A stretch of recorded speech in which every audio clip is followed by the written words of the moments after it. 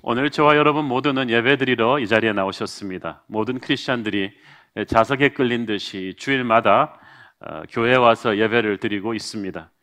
예배는 교회의 심장과도 같습니다. 아주 중요합니다. 그러나 우리는 예배의 형식에 너무 익숙해진 나머지 우리는 참된 예배의 정신을 놓치고 있는 경우가 굉장히 많습니다. 그래서 우리는 가끔씩 정말 하나님이 기뻐하는 예배란 무엇인가, 성경이 말하는 진짜 하나님의 원하시는 예배는 무엇인가를 묵상해 볼 필요가 있습니다. 계시록 4장에 이어서 오늘의 본문인 5장도 성경에 나오는 예배의 가장 아름다운 예배의 진수를 보여주는 하늘의 예배를 보여주는 본문입니다. 4장이 역사를 주관하시는 창조주 하나님 아버지께 초점을 맞추고 있다면 5장의 예배를 받으시는 분은 하나님이 이 역사의 마무리를 맡기실 구원자이시오 심판자이신 예수 그리스도에게 초점을 맞추고 있습니다. 1절 읽겠습니다. 시작. 내가 봄에 보좌에 앉으신 이의 오른손에 두루마리가 있으니 안팎으로 썼고 7인으로 봉하였도다. 여기서 하나님 아버지의 오른손에 두루마리가 있었다고 했습니다. 오른손은 능력과 주권을 상징합니다. 하나님이 역사와 미래를 주관하실 분인 것을 뜻하죠. 그분 손에 두루마리가 있었다고 했습니다. 고대 세계에서 이 두루마리는 왕과 왕끼리 또는 국가의 고위층들끼리 아주 중요한 글을 써서 봉인해서 대개 일반에 공개할 수 없는 계약서입니다. 그래서 이 봉인을 뗄 수 있는 자격이 중요해요. 저쪽 수신인만 뗄 수가 있습니다. 그걸 함부로 건드리면은 큰 죄에 해당돼서 죽을 수도 있었어요. 이 봉인에 든 두루마리가 7인이 찍혀 있었다고 했죠. 우리 PPT 그림으로 한번 그 두루마리가 어떻게 생겼는지 대충 이런 모습이었을 것입니다. 7인으로 봉하고 두루마리 끝에 작은 밀랍 뭉치를 눌러서 붙여 봉하도록 되어 있었습니다. 보통 인을 하나를 쳐서 봉하는데 7인을 쳤다는 것은 이것이 엄청나게 중요한 문서라는 것을 뜻합니다. 그 비밀이 얼마나 크고 깊은 것인가를 강조하는 거죠. 이 두루마리에 담긴 내용이 계시록에서는 이 5장에서는 잘 공개되어 있지 않지만 구약의 에스겔 선지자도 이와 비슷한 두루마리를 받은 적이 있습니다. 에스겔서 2장 9절 10절 보겠습니다. 시작. 내가 보니 보라 한 손이 나를 향하여 펴지고 보라 그 안에 두루마리 책이 있더라. 그가 그것을 내 앞에 펴시니 그 안팎에 글이 있는데 그 위에 애가와 애곡과 재앙의 말이 기록되었더라. 애가와 애곡이라는 말은 무슨 말입니까? 슬픔의 노래입니다. 슬픔의 시입니다. 그리고 이 땅에 몰려올 재앙을 가리킨 것입니다. 즉 이 두루마리는 장차 인류 역사에 임할 환난과 심판의 내용들을 담고 있습니다. 그러면 계시록은 굉장히 심판의 내용을 담고 있는 어두운 책인가? 꼭 그렇지는 않습니다. 이 심판의 대상이 우리가 아니고 하나님을 거역한 이 세상 권세입니다. 하나님의 교회를 핍박하고 있는 어둠의 권세를 심판하시는 것입니다. 이 심판이 있어야 새하늘과 새 땅이 열리고 하나님의 백성들이 구원받을 수가 있습니다. 그래서 이 계시록에 보면은 심판과 구원의 이 밸런스가 꼭 같이 갑니다. 정의로우신 하나님께서 죄로 물든 세상을 심판하셔야 새하늘과 새 땅이 열립니다. 심판이 없는 구원은 없습니다. 이 심판의 내용이 안팎으로 쓰여서 빽빽하게 채워졌다고 했습니다. 그러니까 하나님께서 이 역사의 모든 이벤트 하나하나를 아주 치밀하게 촘촘하게 주관하고 계시다는 것입니다. 우연히 터지는 사건 아무것도 없습니다. 북한의 핵개발, 저 장성택의 추락 이런 것도 다 하나님의 섭리 안에 다 들어가 있습니다. 하나님은 역사를 방관하시는 자가 아니고 놀라시는 분도 아니고 다 하나님의 마지막 심판 계획으로 가는 코스입니다. 에스겔이 본 두루마리는 열려 있는데 계시록의 두루마리는 봉인되어 있습니다. 왜냐하면 이 두루마리의 임봉이 열리는 그 순간부터 그 안의 사건들이 현실이 되기 시작하는 거예요. 그 디즈니 영화 오래전에 나온 주만지라는 영화를 보면은 그 게임의 주사위가 딱 돌아가면은 그 주사위에서 딱 뜨는 글대로 그대로 튀어나와요. 사자 그러면 막 사자가 튀어나오고 정글 그러면 그냥 정글로 바뀌어버리고 지금 이 두루마리의 임봉을 연다는 게 그런 뜻입니다. 여는 그 순간부터 그 심판이 이루어지는 거예요. 현실이 되는 거예요. 얼마나 무섭습니까? 근데 문제는 이 두루마리의 봉인을 누군가가 열어야 하는데 이 봉인을 아무나 함부로 열 수가 없다는 겁니다. 누가 그 두루마리를 펴며 그 인을 떼기에 합당하냐? 한마디로 말해서 누가 그 인을 뗄 자격이 있느냐는 것입니다. 아무나 막 검색할 수 있는 게 아니에요. 이 두루마리 내용이. 자격이 없는 자가 이걸 열면 저주를 받습니다. 제가 명품 악기 다루는 분한테 들었는데 스트라디바리우스라는 악기가 최고의 악기 중에 하나잖아요. 이걸 아무나 욕심내서 만져서 연주하면요 악기가 화를 낸대요. 스트라디바리우스를 다룰 만한 연주자가 잡아야 이 악기가 제 빛을 발한다고 합니다. 영국에는 아소왕과 엑스칼리버의 전설이 있지 않습니까? 바위에 꽂혀있는 그 엑스칼리버를 아무나 손대면 저주를 받습니다. 아소왕이라는 사람이 딱 손을 대는 순간 그 칼이 뽑히고 칼이 뽑히면서 새로운 왕국의 시대가 열립니다. 이 두루마리도 마찬가지예요. 자격이 있는 분이 그걸 떼셔야 그 내용이 드러나고 그 내용을 그분이 이제부터 성취하기 시작하시는 것입니다. 호기심에 가득 차서 네이버 검색하듯이 여는 것이 아니고 이 두루마리를 열 분은 하나님처럼 거룩하시고 하나님처럼 역사를 주관하는 능력이 있으셔서 이 두루마리의 내용을 실제로 집행하실 분입니다. 때는 그 순간 현실입니다. 그래서 하늘 위에도 천사들 중에도 없고 땅 위에도 지금 살아있는 사람들 중에도 없고 땅 아래에도 어둠의 권세나 죽은 자들 가운데도 아무도 이 두루마리를 펼 자가 없는 거예요. 4절 읽습니다. 시작. 그 두루마리를 펴거나 보거나 하기에 합당한 자가 보이지 아니하기로 내가 크게 울었더니 요한이 통곡을 했어요. 이 두루마리를 펼 자가 없으니까 이 봉인을 뗄 수가 없어요. 이러면 문제가 심각해지죠. 하나님의 마지막 이 죄로 물든 세상을 심판하고 하나님의 백성들을 구원할 이 계획을 집행할 집행자가 없다는 것은 사탄과 그 하수인들이 현재의 모습 그대로 제국의 힘을 빌려서 성도들을 핍박하고 이 끝없는 고난의 현실이 계속되는 거예요. 새하늘과 새 땅이 임하는 것이 미뤄지는 거예요. 그러면 지금 로마 제국의 압박 밑에서 소망의 메시지를 기다리고 있는 초대교회 성도들의 모든 소망은 절망이 되어버리는 것입니다. 이걸 알고 있는 요한이 크게 통곡을 하기를 시작합니다. 요한은 그냥 사적인 감정으로 운 게 아닙니다. 너무나 어두운 이 영적인 현실 속에 신음하는 하나님의 백성들을 생각하면서 흘린 눈물이에요. 그것은 하나님의 구원을 바라는 눈물이며 부흥을 갈망하는 눈물이며 침체된 교회를 깨우고 싶은 눈물이며 은혜의 브레이크드루를 갈망하는 눈물입니다. 여러분이 무엇을 위해 우는가 하는 것은 여러분의 인생관을 보여줍니다. 어떤 분은 자기가 구입해 놓은 주식값이 조금만 떨어지면 통곡을 합니다. 어떤 사람은 성적이 떨어지면 통곡을 합니다. 제가 어릴 때 아주 얄미운 녀석이 하나 있었는데 맨날 1등 하다가 한번 2, 3등 하고 한두 개 틀리잖아요. 통곡을 하는 거예요. 저는 그런 얄미운 애들을 꼭 때려줍니다. 감사를 모르는 녀석 같으니라고. 우리는 가끔 1등 하면 얼마나 감사한데 뭐 한두 개 털었다고 뭐 울어? 인생관이 잘못돼 있잖아요. 어떤 사람은 자기 새 차 누가 주차해놓은 거 기스 내면 막 웁니다. 어떤 사람이 무엇을 위해서 우는가는 그 사람의 인생관이에요. 그런데 요한은 하나님의 백성들을 위해서 웁니다. 침체되어 있는 교회가 이렇게 있어서는 안 되는데, 우리가 새하늘과 새 땅을 봐야 되는데, 하나님의 나라가 임해야 되는데, 어둠의 권세가 이렇게 득세해서는 안 되는데 라는 생각에 주여 임하옵소서라는 갈망을 가지고 통곡을 한 거예요. 이런 부흥에 대한 목마름, 영적인 브레이크드루에 대한 이 눈물을 리더가 쏟아야 부흥이 있는 거예요. 희한하게 하나님의 교회의 부흥은 그 부흥을 위해서 눈물로 기도한 목회자와 장로들과 영적인 리더들의 기도에 대한 하나님의 응답입니다. 부흥을 위해 눈물을 터뜨리지 않는데 하나님이 어찌 열어주시겠습니까? 하나님의 사람들은 항상 그 시대의 암울한 영적 현실을 뚫고 하나님의 개입을 갈망하는 그런 거룩한 눈물이 있어야 합니다. 우리 교회 주일학교 지난 한 해 동안에 엄청나게 부흥했습니다.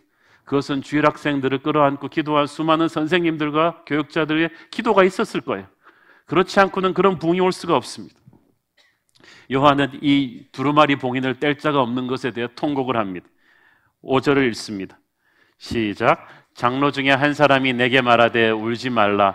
유다 지파의 사자 다윗의 뿌리가 이겼으니 그 두루마리와 그 7인을 떼시리라 하더라. 이 24 장로 중에 아마 대표자였을 거예요. 아마 그분도 이런 요한의 눈물을 흘려본 적이 있겠죠. 그런데 이분이 울지 말라고 합니다. 단순히 감정을 추스리라는 말이 아니라 이 슬픔에 대한 해답이 있다는 말일 것입니다. 아무도 열 수 없는 이 두루마리를 열 수 있는 인물이 있다는 거죠. 그가 바로 유다 지파의 사자이시고 다윗의 뿌리이시다. 사자는 밀림의 제왕입니다. 큰 능력을 가진 분이 온다는 거예요. 사자처럼 포효하시는 그분이 오시고 유다 지파는 왕의 지파입니다. 다윗은 이스라엘 사람들이 최고로 숭상하는 왕입니다. 능력과 위엄과 권세가 충만한 왕이 계시니 그분이 예수 그리스도이시고 그분이 이 인을 열 것이다. 그분이 이겼다고 말합니다. 아무리 왕이라도요, 능력이 없고 패배하는 왕은 백성들에게 수치입니다. 도움이 안 됩니다. 왕이 지면 백성도 지는 거예요. 그러나 예수님은 이기셨습니다. 그러므로 그분을 다스림을 받는 우리도 이기는 거예요. 어둠의 권세를 심판하실 하나님의 계획이 왕이신 예수 그리스도를 통해서 절정에 다다르기 시작합니다. 자, 6절을 보면 이 유다의 사자로 표현된 주님이 어린 양의 모습으로 본격적으로 무대에 등장합니다. 6절 읽으시겠습니다. 시작. 내가 또 보니 보좌와 내 생물과 장로들 사이에 한 어린 양이 서 있는데 일찍이 죽임을 당한 것 같더라. 그에게 7뿔과 7눈이 있으니 이 눈들은 온 땅에 보내심을 받은 하나님의 7 영이더라. 자, 보세요. 요한이 딱 보니까 일찍이 죽임을 당한 것 같더라. 이것은 십자가에 돌아가실 때 흘렸던 주님의 보혈의 흔적입니다. 요한은요, 12제자 가운데서도 주님의 십자가 바로 앞에까지 가서 십자가에서 돌아가신 주님을 60여 년 전에 목격했던 사람입니다. 요한은 딱 보고 알았어요. 십자가의 주님이시구나. 그 모습을 딱 본 거예요. 자, 이게 중요합니다. 이 대목이 중요한 것이 예수님의 십자가 죽음과 부활 사건이 마지막 날의 심판과 구원 계획을 열 수 있는 두루마리를 여는 열쇠입니다. 그것이 예수님이 이 두루마리를 열 수 있는 자격을 주는 거예요. 자, 그런데 이 어린 양에게는 십자가에서 돌아가신 이런 연약한 모습만 있는 것은 또 아니에요. 그에게 7뿔이 있었다고 했어요. 7은 완전 숫자고 뿔은 권세와 능력을 상징합니다. 그에게 절대적인 능력이 있었다는 거예요. 그리고 그에게 7눈이 있었다. 눈은 통찰력입니다. 절대적인 전지한 그 통찰력이 있었고 그것이 7 영이었다고 했죠. 7 영은 성령이에요. 예수님께서는 성령으로 온 땅에 충만하시면서 모든 것을 알고 계시는 그런 분이십니다. 그러니까 십자가에서 죽임당하신 어린 양 예수, 구원자 예수 그리스도의 모습과 무한한 능력과 통찰력을 가지신 다시 오실 심판주 예수 그리스도의 모습이 함께 겹쳐서 그 보좌에 앉아 계신 것입니다. 요한계시록을 이해할 때 예수님의 십자가를 통과하지 않으면 그 어린 양 예수 그리스도가 마지막 어둠의 권세를 심판할 능력의 주님이라는 그 공식을 연결시킬 수가 없습니다. 그래서 요한계시록의 시작은 십자가 예수님에서부터 시작하는 거예요. 7절을 계속 읽겠습니다. 시작. 그 어린 양이 나와서 보좌에 앉으신 이의 오른손에서 두루마리를 취하시니라. 두루마리를 집으셨다. 이게 아주 간결한 표현이지만 엄청난 사건입니다. 이제부터 엄청난 마지막 때의 역사가 시작되는 거예요.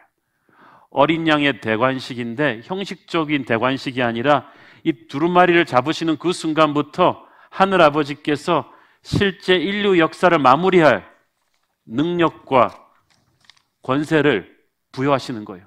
그리고 그 순간부터 인류 역사 마지막에 카운트다운이 딱 시작된 거예요. 초읽기 들어갔어요.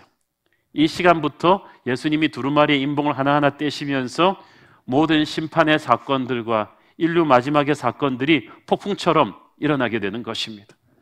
그런데 그것들이 실제로 일어나기 전에 꼭 쉼표처럼 어린 양이 대관식에 오르면서 받으시는 예배의 모습이 나옵니다. 8절 읽겠습니다. 시작. 그 두루마리를 취하심에 내 생물과 24 장로들이 그 어린 양 앞에 엎드려 각각 검은 거와 향이 가득한 금대접을 가졌으니 이 향은 성도의 기도드리라. 먼저 주변에 있던 내 생물은요 천사들 중에서 가장 높은 수룹입니다. 천사들의 톱입니다. 24장로는 신구약의 모든 구원받은 성도들의 대표자들입니다. 영적인 권위자들입니다. 그들이 사장에서 창조주 하나님께 드렸던 것과 똑같은 경배를 구원자 예수 그리스도께 드리고 있습니다. 특이한 점은 그들이 모두 향이 가득한 금대접을 들고 있는데 그 금대접 안에 뭐가 있었다고요? 성도의 기도들이 있었다. 할렐루야. 여러분의 기도가 다 어디로 갔는가 궁금하셨죠? 하나님이 내 기도 어디 서류 밑에 빠뜨리지 않으셨냐 궁금하셨죠? 하나님이 아무데나 천국에 먼지 쌓인 책상에 서류로 올라가 있는 게 아니라 하나님 보좌 앞에 있는 금대접으로 딱 들어가고 있어요. 중요한 건 성도의 기도가 올라간다는 게 중요합니다. 우리는 기도의 내용을 보죠. 저 집사님 기도 잘하는데 유창한데 그게 아니에요. 하나님은 누가 기도하는가를 보고 계세요. 저는 유창한 말 잘하는 사람의 프레젠테이션에 감동받지 않아요. 말도 안 돼도 우리 아들 말에 넘어가지 그 사람 말의 유창함에 설득되는 게 아니에요. 네가 누구냐가 중요합니다. 네가 말을 잘 못하고 다 표현 못해도 어린 양의 보혈의 피를 거듭난 나의 자녀냐 아니냐 그게 중요해요. 그래서 성도의 기도는 파워풀한 거예요.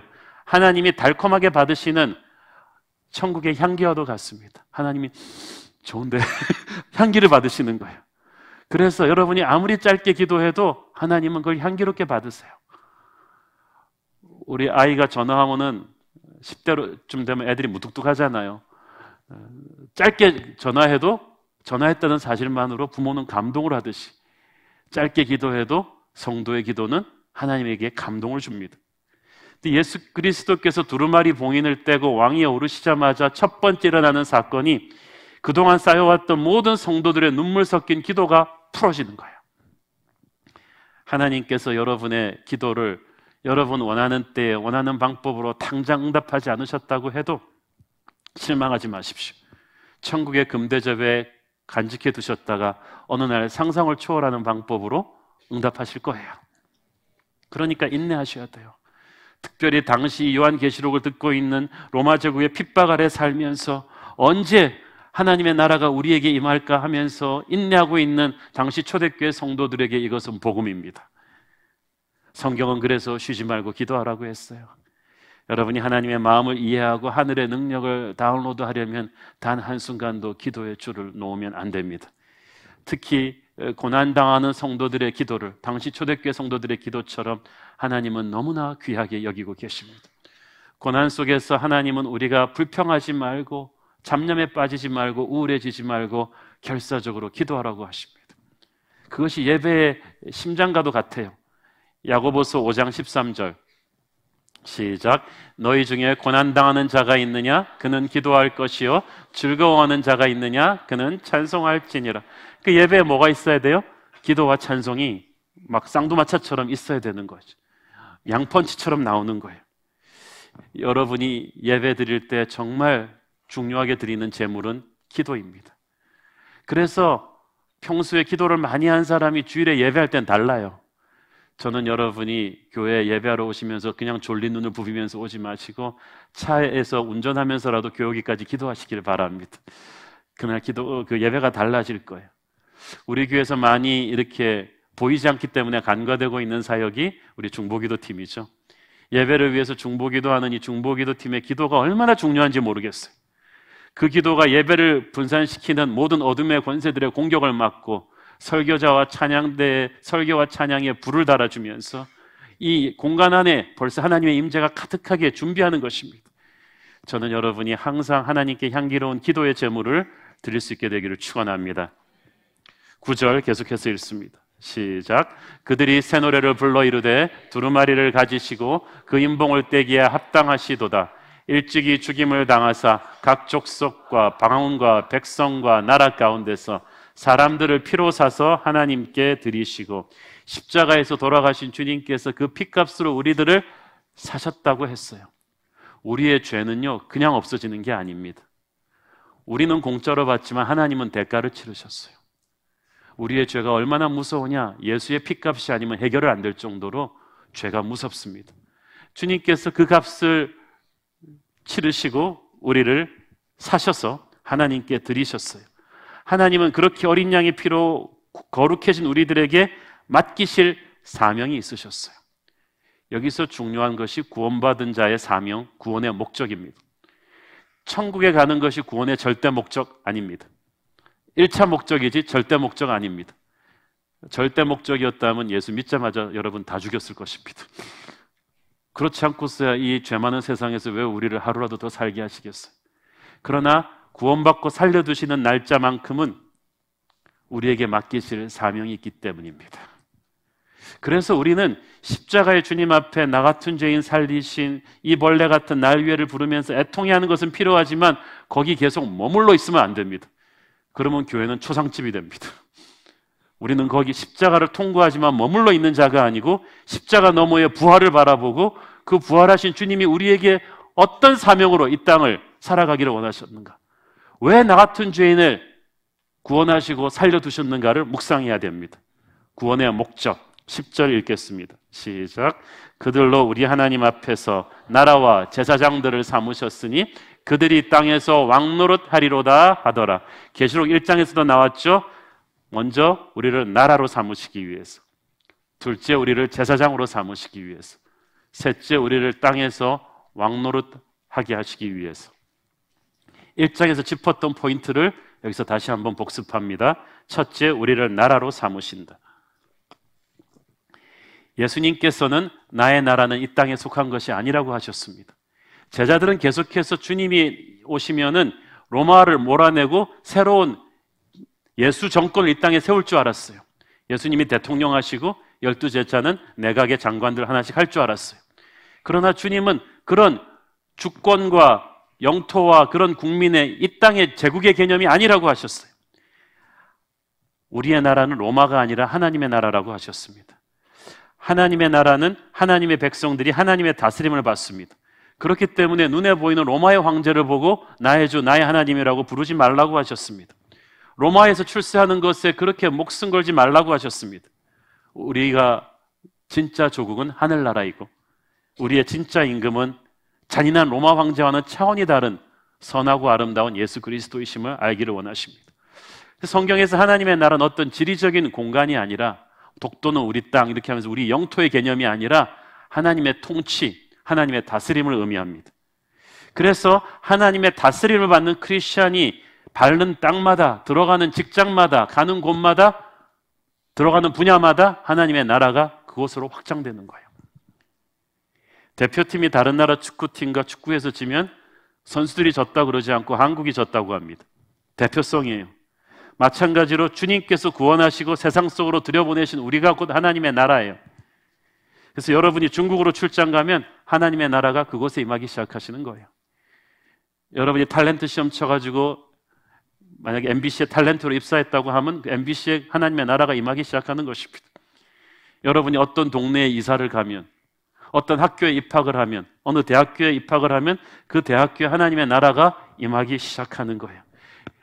하나님의 다스림을 순종하는 크리스찬 한 사람이 그 학교에, 그 동네에, 그 분야에, 그 동네에 산다는 것 자체가 엄청난 메시지예요. 영적 전쟁에서 노르만디 상륙작전이에요. 이 사탄은 기가 찰 노릇이, 자기가 장악을 하고 있는데 확 들어오는 거예요. 하나님의 사람이. 존재하는 것만으로도 얼마나 부담입니까? 메시 같은 선수는요, 부상 입었어도 그냥 나와 서 있기만 해도 부담입니다. 저쪽 팀에서. 얼마나 부담인지 몰라요.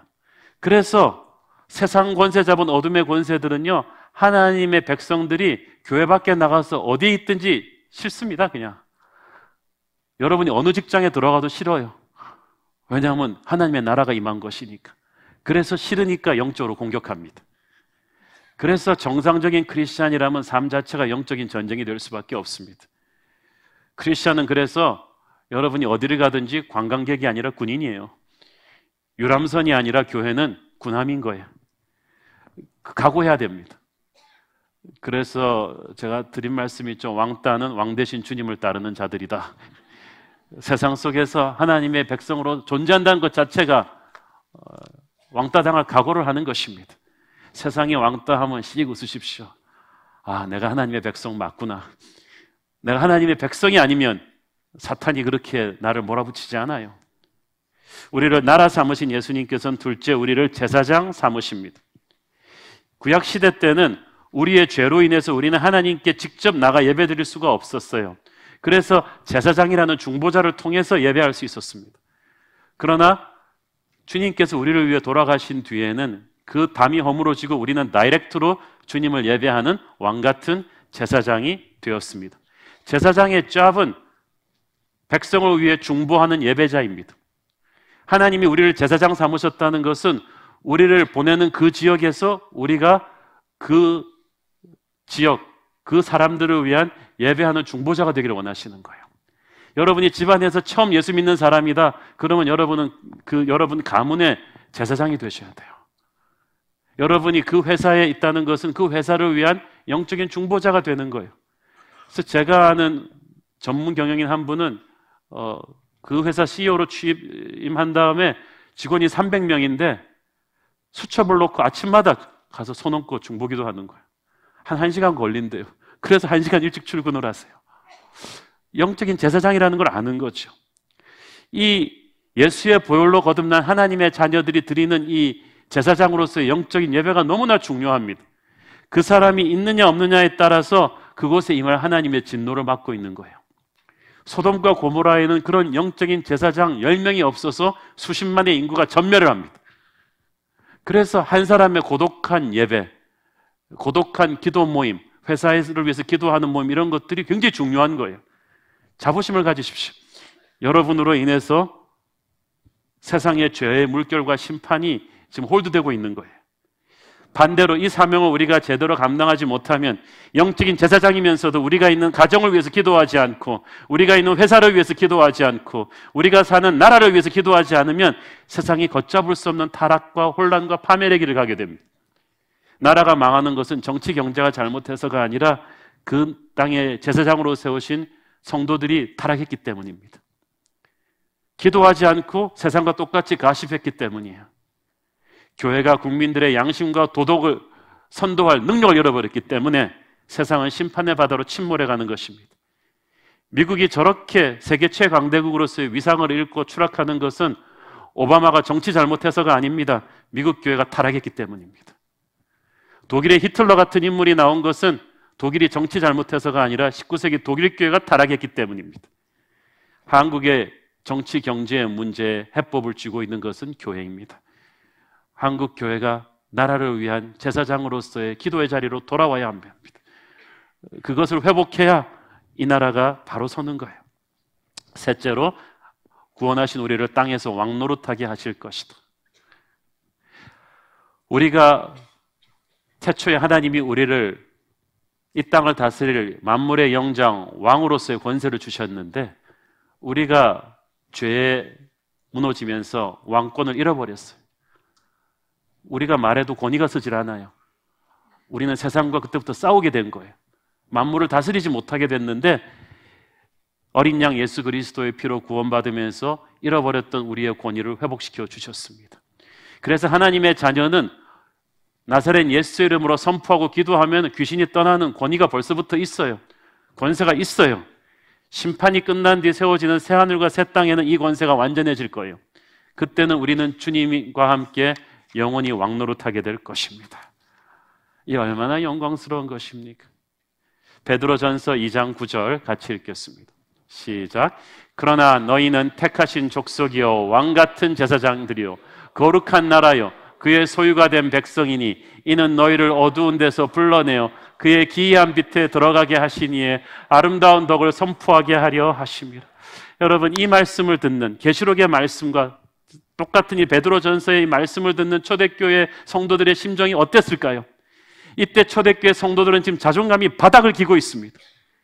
예수 믿기 때문에 이들은 직장도 잃어버리고 로마 황제가 나에게 숭배하지 않는 너희들은 로마 사람 아니야 그러면서 나라도 이 사람들을 집시처럼 내버렸고, 예수 믿기 때문에 너무나 가난하게 밥도 못 먹고 피쩍 마른 몸으로 옷을 입고 병들고 자기의 자녀들은 학교 가서 왕따 당하는 예수 믿는 사람은 그냥 사회의 최하등 국민 취급하던 그때 자존감이 땅에 떨어져 있는 그 사람들, 교회 와서도 그냥 수척한 몸으로 눈물 흘리고 있는 그들에게 하나님이 주신 것은 복음입니다. 너희들은 왕같은 제사장이야.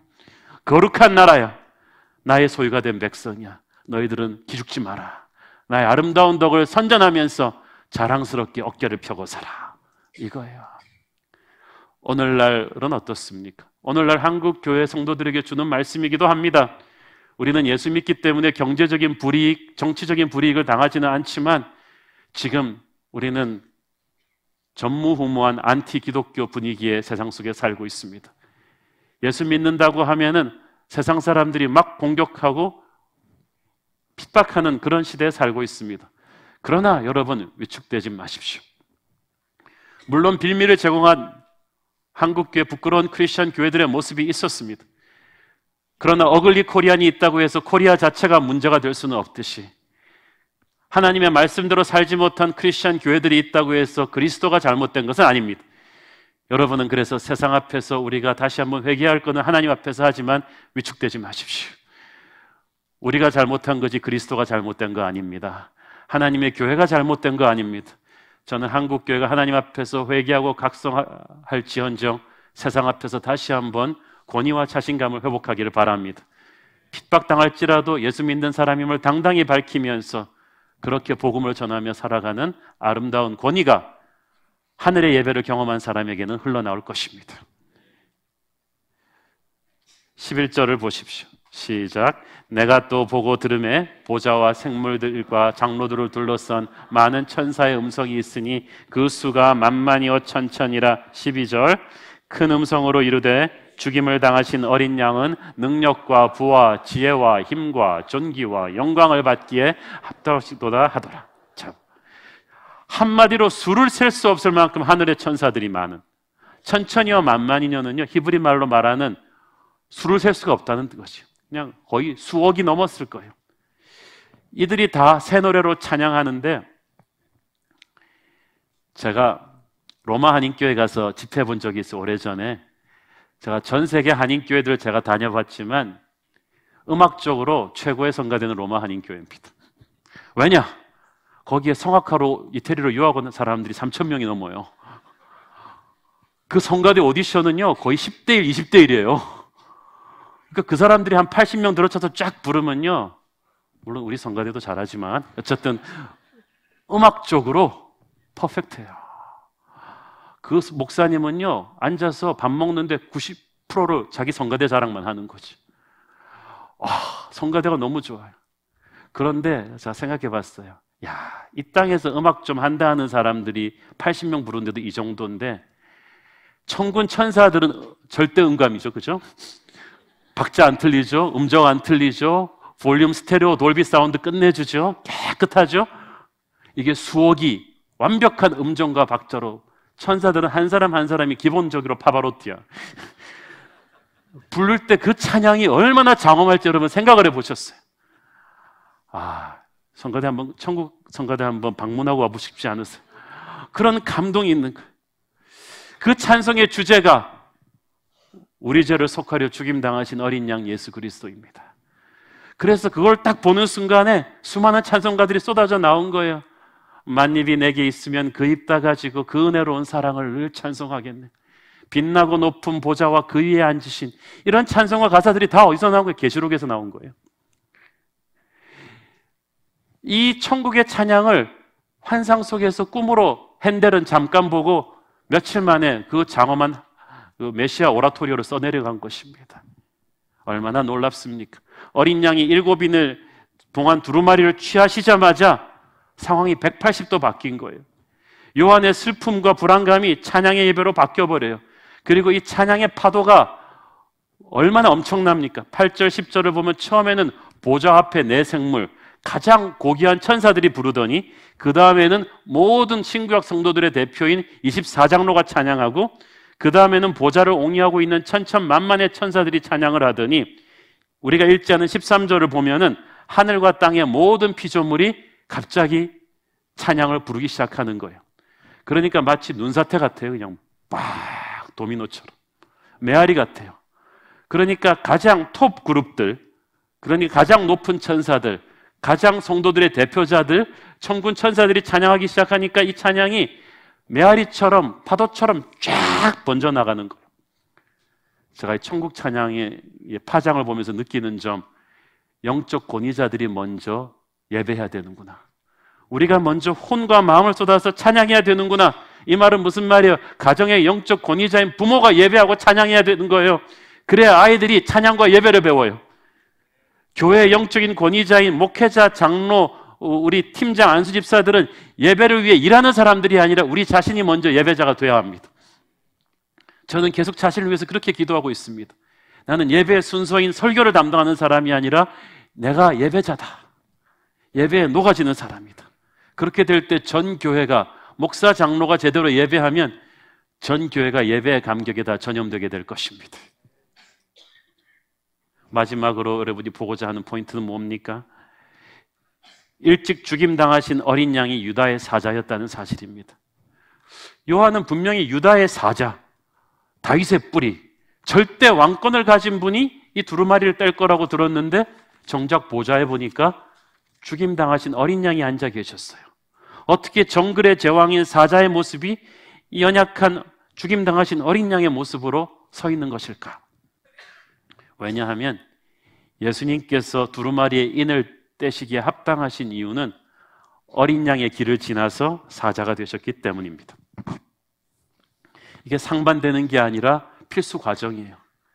예수님은 십자가를 통과해서, 어린 양의 십자가를 통과해서 사자의 부활로 포효하신 거예요. 사람들은 메시아가 다윗과 같은 군사력을 동원해서 로마를 몰아내고 제국을 세우기를 기대했습니다. 그러나 예수님께서는 오히려 십자가에 돌아가셨어요. 그래서 얼핏 보기에는 로마에 진 것 같은데 예수님은 죽으심으로써 승리하신 거야. 세상을 힘으로 제압하는 폭력의 방식이 아니라 자신의 생명을 내어주는 사랑으로 이기신 것입니다. 그 말은 무슨 말입니까? 주님의 자녀된 우리도 그래야 된다는 말입니다. 우리는 힘으로 세상을 제압하는 사람이 아니라 희생과 죽음으로 세상을 이기는 사람들입니다. 영적인 전쟁은 군사력이나 정치적인 수단으로 하는 것이 아닙니다. 인내와 순결함으로, 심지어는 죽음까지 가는 것입니다. 우리 주님은 십자가를 피할 수 있었지만 피하지 않고 감당하셨어요. 그리고 승리하셨습니다. 주님께서는 그래서 우리가 주님의 승리에만 동참하는 것이 아니라 그 승리로 가는 십자가의 길을 같이 가기를 원하십니다. 많은 사람들이 주님이 주시는 면류관을 원하면서 주님 지셨던 십자가는 가려고 하지 않아요.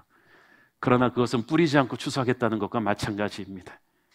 우리의 승리는 고난을 피해가는 승리가 아니라 고난을 인내로 극복하는 승리가 될 것입니다.